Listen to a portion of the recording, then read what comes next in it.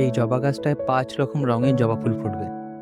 তবে এইটা আমি নার্সারি থেকে কিনে আনিনি, কারণ নার্সারিতে এই ধরনের গাছের দাম খুব বেশি বলে। এইটা আমি বাড়িতেই বানিয়েছি।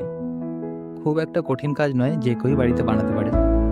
তবে একটু প্র্যাকটিস করতে হবে। একবারেই হয়ে যাবে না। কয়েকবার প্র্যাকটিস করলে নিশ্চয়ই হয়ে যাবে। এই গাছ বানানো খুবই সোজা।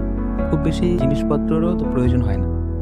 একটা মেন গাছ লাগে, আর যে কালার গ্রাফটিং করা হবে সেসব কালারের একটা করে ছোট্ট ডাল লাগে। একটা পলিথিন লাগে, একটু নরম ধরনের পলিথিন, যেকোনো পলিথিন, মানে কোনো গ্রাফটিং পলিথিন ওসব পাওয়া যায় না। মানে আমাদের এখানে তো পাওয়া যায় না। আমি জানি না কোথায় পাওয়া যায়। কিন্তু নরমালি যেকোনো পলিথিন দিয়েই হয়। এই যে আমি যেমন বানিয়েছি নরমালি যেকোনো পলিথিন দিয়ে। আর লাগে একটা প্লেট, ব্যাস আর কিচ্ছু লাগে না।